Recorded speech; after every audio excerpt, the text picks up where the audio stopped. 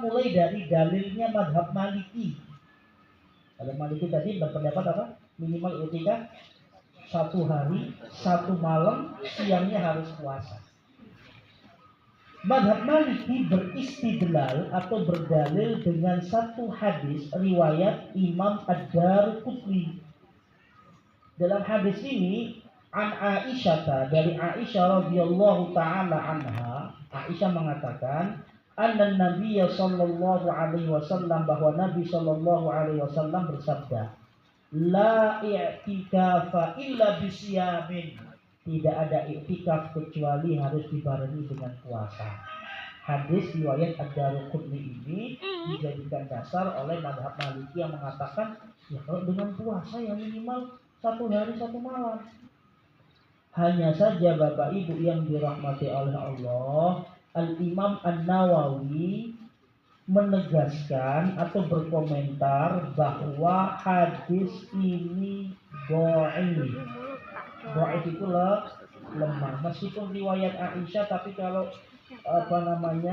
orang-orang yang meriwayatkannya setelah Aisyah ini orang-orang yang bermasalah ataupun terputus sanadnya, maka hadis ini tidak bisa diterima. Wabil khusus ini menyangkut persoalan ibadah.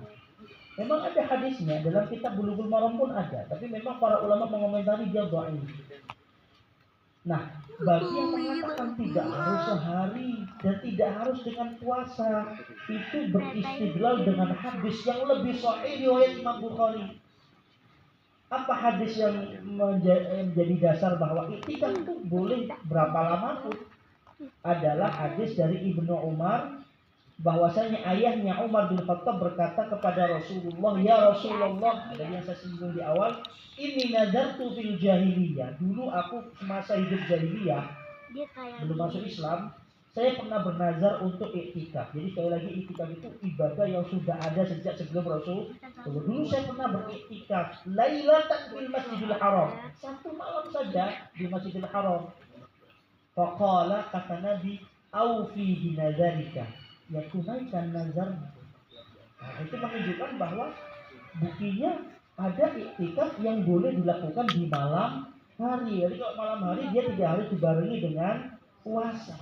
Dan tidak dijelaskan berapa lama durasinya. Hadis sahih riwayat Imam Bukhari dan Imam Muslim. Nah, jadi hadis yang kedua ini menjadi dasar 3 madhab Hanafi, Hambali, dan Syafi'i yang mengatakan bahwa iktikaf itu ya tidak ada batasan minimal. Selama orang berniat untuk iktikaf berapapun lamanya, ya dengan menjaga tadi syarat-syarat dan rukunnya, niat, berakal, muslim, tidak dalam berhadas besar, dan dilakukan di masjid, maka dia telah menunaikan ibadah i'tikaf dan mudah-mudahan diterima oleh Allah i'tikafnya. Yang terakhir Bapak Ibu, kapan i'tikaf itu menjadi batal? Atau perkara apa saja yang memutus i'tikaf seseorang? Kita harus tahu. Kita niatnya i'tikaf 1 hari, tahu-tahu kita melakukan perbuatan ini tanpa kita sadari, kita sudah dianggap tidak i'tikaf. Kapan itu? Ada 4. Ada 5. 1, keluar masjid tanpa uzur. Tanpa uzur itu tanpa hajat. Tidak ada kepentingan tahu-tahu keluar masjid. Nah, kan dia i'tikaf dari niat ya. Setelah tarawih saya tak i'tikaf di sini sampai sahur katakan. Dan niat itu i'tikaf. Tapi tahu-tahu jam 11:30 dia lupa. Baterainya habis, ini HP saya mau pulang, ambil power bank katakan, apa ambil ces-cesan, keluar masjid sudah.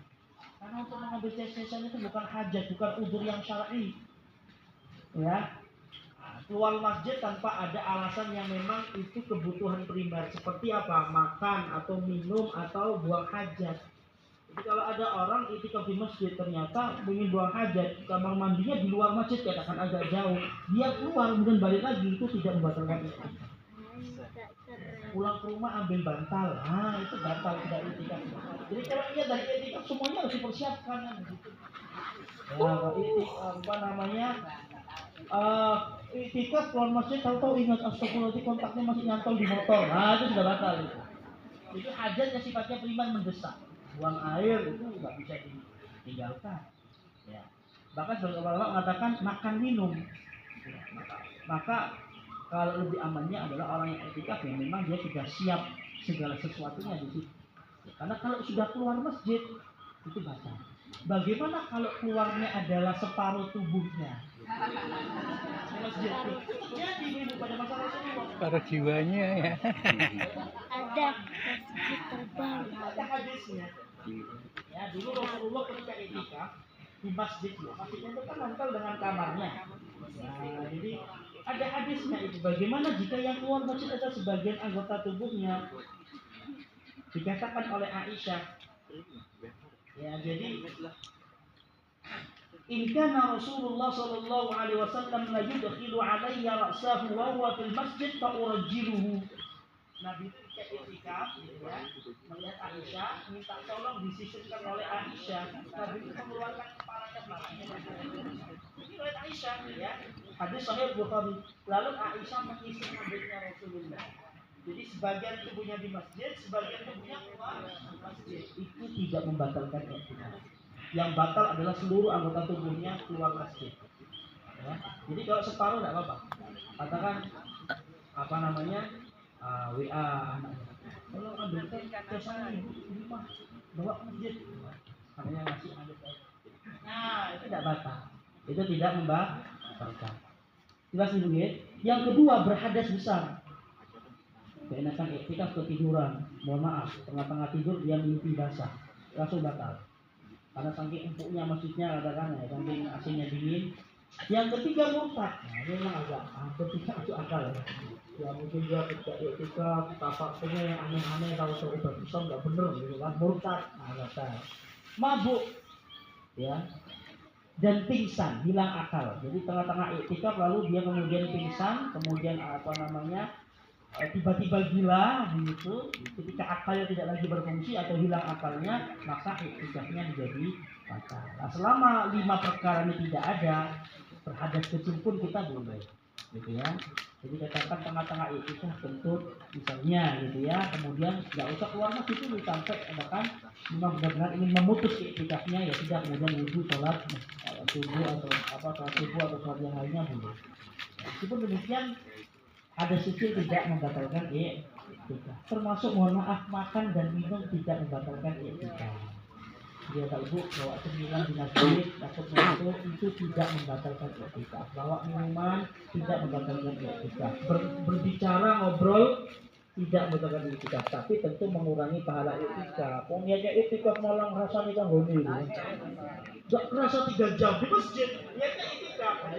Secara fikih ia sah i'tikaf, tapi mengurangi pahala i'tikaf. Sama seperti puasa, dia nggak makan, nggak minum, nggak berhubungan suami istri, nah, tapi ngerumpi kemudian menggunjing atau menggibah tetangganya. Ya, puasanya bernilai pahala. Mudah-mudahan sedikit ini bermanfaat dan menjadi bekal kita untuk kita niatkan dari sekarang. Insya Allah kita bisa i'tikaf minimal 10 hari terakhir, jangan sampai ketinggalan untuk i'tikafnya.